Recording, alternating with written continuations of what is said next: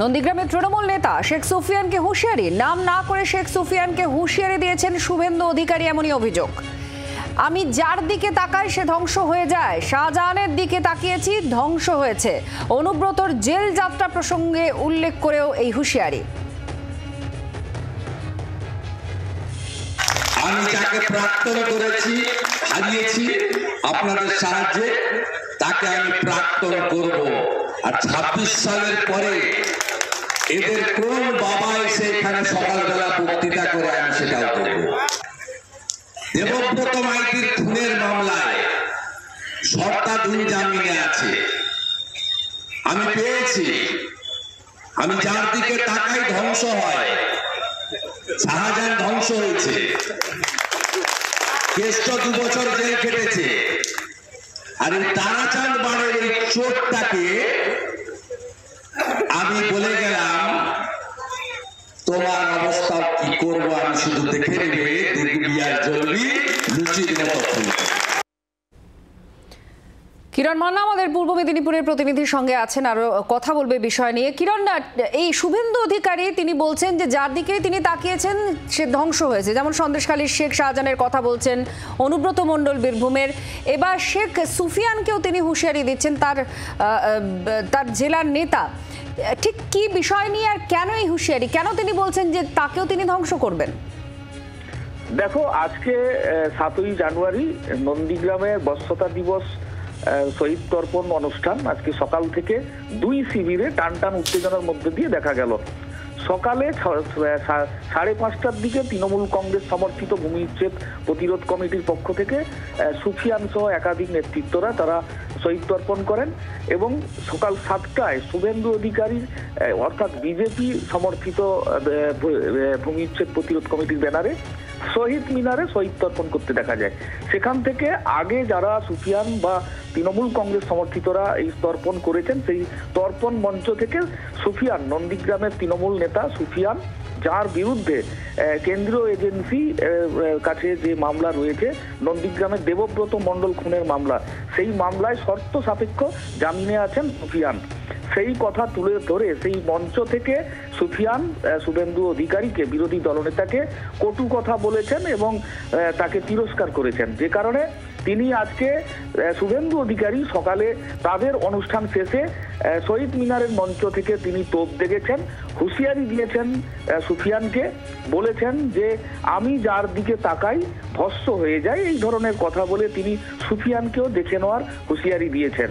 তিনি বলেছেন যে কেন্দ্রীয় এজেন্সির কাছে তুমি শর্ত সাপেক্ষ জামিনে আছো, এরপর তাকে দেখে নেব, এই ধরনের কথা বলে তিনি হুঁশিয়ারি দিয়েছেন। এই হুঁশিয়ারির পেছনে শেখ সুফিয়ান কিছু প্রতিক্রিয়া দিতে পেরেছেন? হ্যাঁ, দেখো, আমরা কথা বলার চেষ্টা করেছিলাম। তারা জানাচ্ছেন যে কেন্দ্রীয় এজেন্সিকে যে বিরোধী দলনেতা অর্থাৎ বিজেপির শুভেন্দু অধিকারী যে পরিচালনা করছেন, পরিকল্পিতভাবে মামলা দিয়ে তাদেরকে যে হয়রানি করছেন, এটাই তার প্রমাণিত, এই ধরনের কথা তারা বলছেন। ধন্যবাদ। কিরণ মান্না আমাদের প্রতিনিধির সঙ্গে ছিলেন। দেবব্রত মাইতি, যার মৃত্যুর তদন্ত কেন্দ্রীয় এজেন্সি সিবিআই করছে এবং সেই মামলাতে শেখ সুফিয়ান জামিনে মুক্ত আছেন।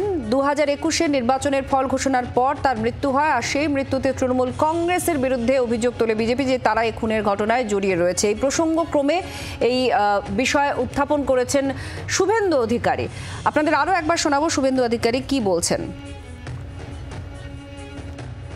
আমি যাকে প্রাক্তন করেছি, হারিয়েছি আপনাদের সাহায্যে, তাকে আমি প্রাক্তন করব।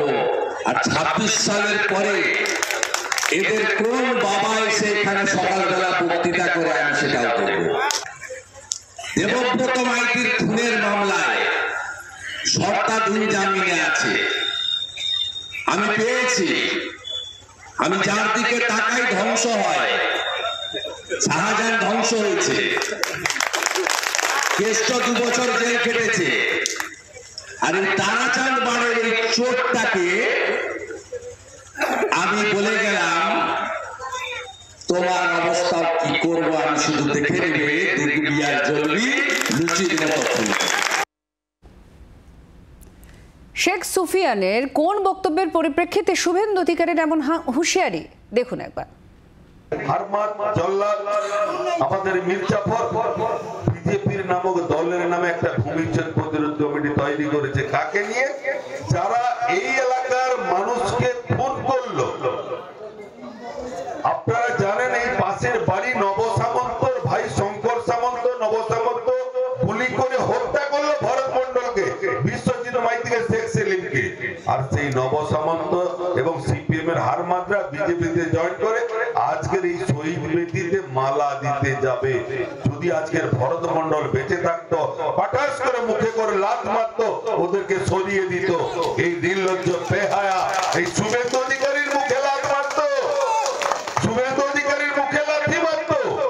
কারণ যারা খুনি তারা আসবে সেই শহীদদের বেদিতে মালা দিতে। এটা হচ্ছে কষ্ট, কম্পিটিশন করে মালা দিবে, এই হচ্ছে তাদের উদ্দেশ্য। কারণ রাজনীতিতে টিকে থাকার জন্য শহীদদের নিয়ে ভাগাভাগি করছে, শহীদদের নিয়ে নিজের রাজনৈতিক অস্তিত্বকে লড়াই করছে। এই হচ্ছে ওদের চরিত্র। তাই এই ইতিহাস সবাই জানে। বাংলার আওয়াজ, বাঙালির আবেগ, জি 24 ঘন্টা।